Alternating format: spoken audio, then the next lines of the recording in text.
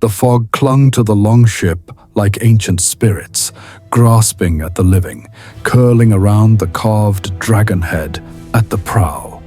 Eric the Seer stood silent, eyes glowing faintly, his hands resting on the hilt of the black staff, etched with runes no man had seen since the old gods fell silent. Behind him, the others whispered among themselves, though their voices were barely audible over the gentle lapping of water against the ship's sides. The fjord, Vegard Dodans, path of death, was said to lead to the very edge of the known world. No map marked it, no song celebrated it, but the runes scorched into the trees around Vargheim had all pointed here. "We should not have come," muttered Sigurd, gripping the rail of the ship tightly. His knuckles were pale as bone. "We were summoned," Eric replied, not turning his gaze from the mist ahead. 3 days had passed since they left Vargheim, the village they once called home, or what remained of it. Ash, bone, and the screams that echoed even after the wind had fallen still. No animal dared return. Even the birds avoided the sky above. They had seen things since the fire, shadows in daylight, eyes blinking in the bark of trees, whispers beneath the soil.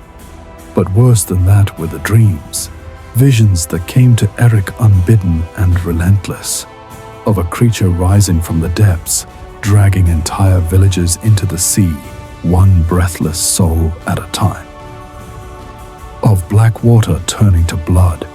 He had thought the visions were punishment for delving too far into the forbidden, but now he knew they were warnings. As the longship drifted into a shallow cove, the mist parted just enough to reveal the jagged coastline.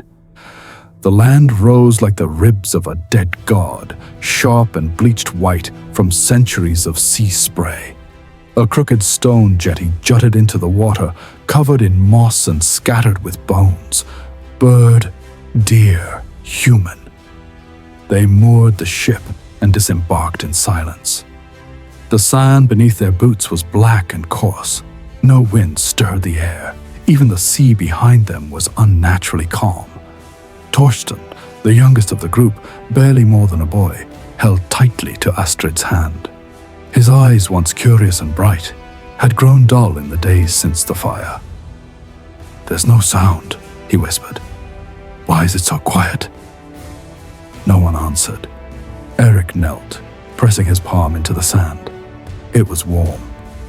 Too warm. The path from the beach was overgrown, winding into a dense forest of twisted birch trees.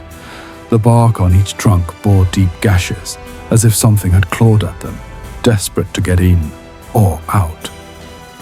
Torsten paused beside one. "That looks like a face." They all turned. Sure enough, in the gnarled grain of the wood, an unmistakable human expression stared back, mouth agape, eyes wide in horror. "It's just a trick of the light," said Astrid, but her voice lacked conviction. Bjorn stepped forward, his axe ready. "Whatever this place is, it's wrong. We should burn it and leave." "No," Eric said. "Not yet. We have to find the heart." They pressed deeper. As they walked, they passed more trees, more faces, hundreds of them. Some screamed, others wept. One looked eerily like the old blacksmith from Vargheim, whose body was never found. Another looked like Astrid's mother. The deeper they went, the more the trees pulsed, not with wind, but with breath. At the edge of the forest, they found it. A cluster of ancient buildings sagging with time and rot. Roofs had collapsed. Walls were covered in strange fungi that pulsed faintly in the dim light. The ground was muddy with black water. Sigurd poked at a skull half buried in the muck with the butt of his spear. "This place hasn't seen life in centuries." "Not life," Eric said, "but something else."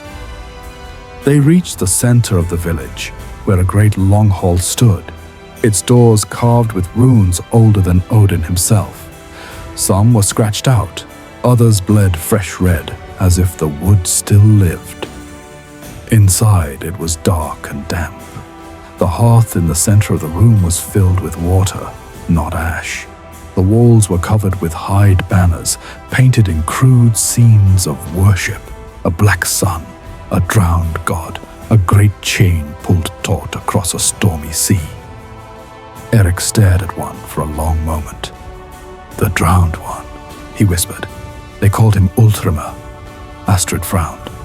"That name is not in the sagas." "No," Eric replied, "because it was erased." They found the trapdoor beneath the chieftain's throne, a simple plank covering a narrow shaft that stank of salt and rot. The stairs wound downward into the earth, deeper than they had imagined. Torches hissed as they lit them. The flames burned blue. They descended for what felt like an hour. The walls were smooth, wet stone, covered in carvings of sea creatures with too many eyes, temples of coral and bone, and scenes of humans being pulled beneath the waves, screaming. At last, they reached the chamber. A massive circular room, the floor filled with shallow water. In its center, a stone altar stood, chained to the floor by links thicker than a man's wrist. Runes glowed faintly along the edge. Astrid approached, compelled. As her fingers brushed the stone, a voice spoke, not aloud, but inside them all. "You have come far to feed me." The water trembled.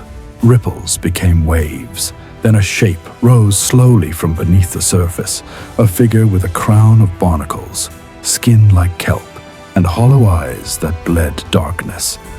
Eric raised his staff, but it did nothing. The presence filled the room, pushed into their lungs. "You remember me now, little Skald," the voice said. "You sang my name in another life. You swore you would return, and you have."